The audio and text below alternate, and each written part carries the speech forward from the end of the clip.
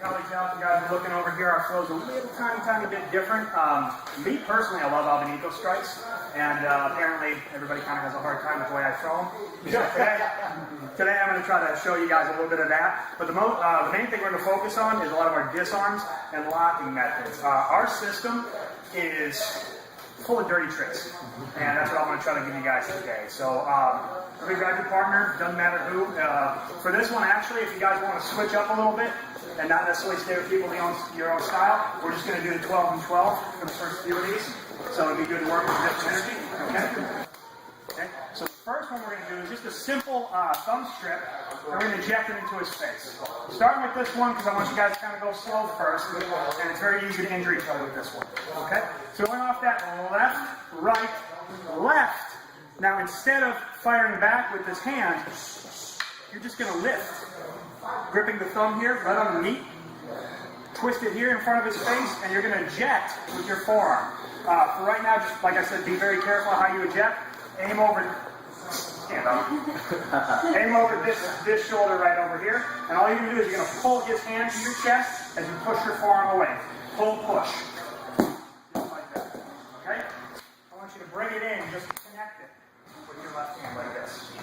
You want to get your wrist over his puño here. Okay? From this position, very carefully, very nicely, because your partner gets to go next, you're going to touch the back of his hand with your puño. Okay? That's your softening strike right here.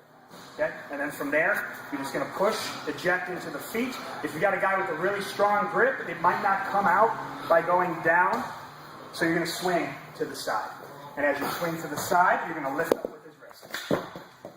Just like that. Okay? So one time all the way through. I'll let you guys try it.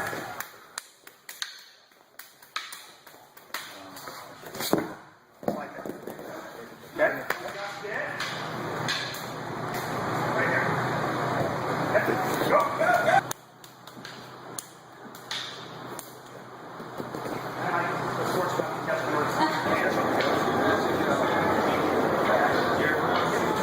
So the trick with this, a lot of guys want to try to do it out here, but if you start raising it up, you just feel all the wiggle that he's still having.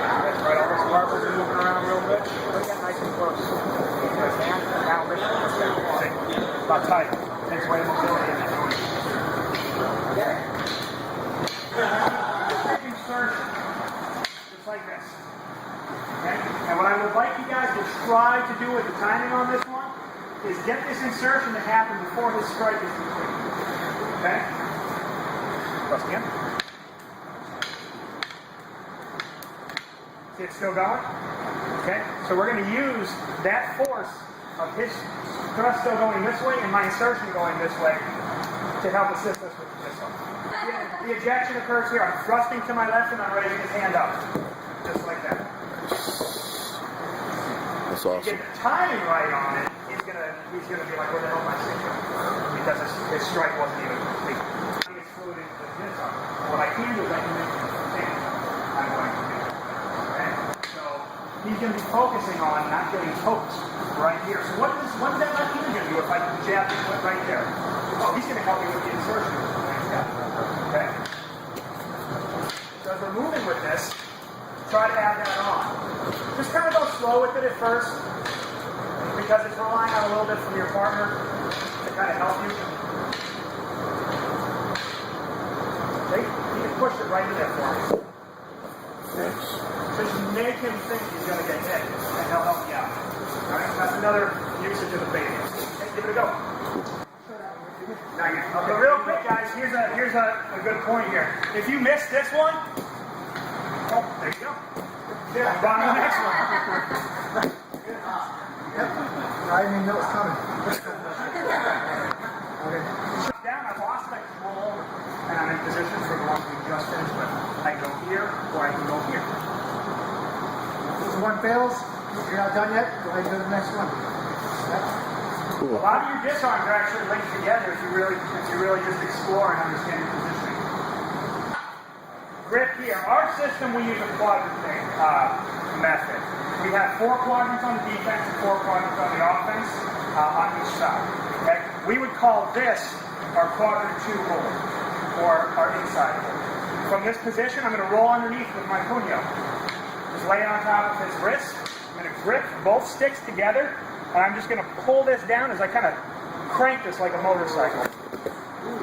Okay? Did that hurt? Used to it. So, a lot of you guys, that's all it's going to take, but sometimes you won't get it. So the secondary option on this one, and this is going to look familiar for you guys. If I do this motion and it doesn't work, I just change the direction. Okay? So it gives you that backhand strike here. Raise this up, and it's going to snake. Okay? He's not paying attention to the fact that it's a snake is wet because he does not want to eat this. Okay? So now he's taking control of this. So again, here we are taking it. From this position, I just roll over, and I'm going to put my stick on his wrist.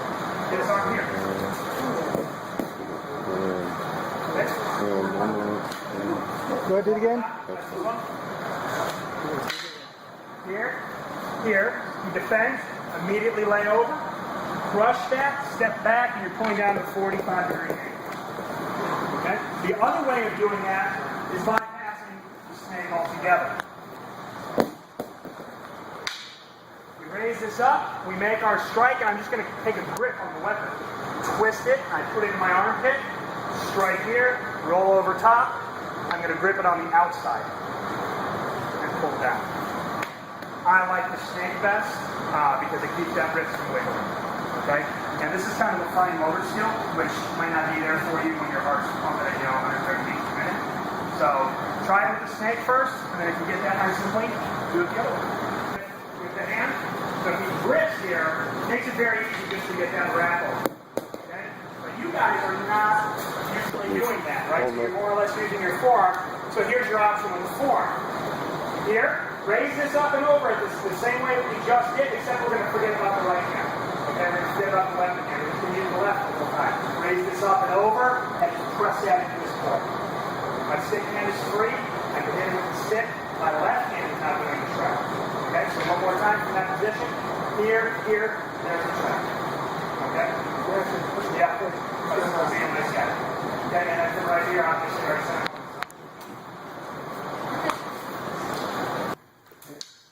Okay, let's go ahead and call it quits.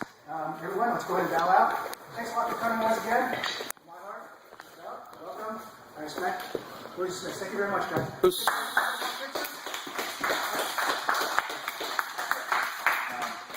I just want to say, on behalf of the Columbus and Nathan down in Grove City and the Filipino martial arts community in Ohio, thanks for coming and sharing your knowledge with us and helping us to grow.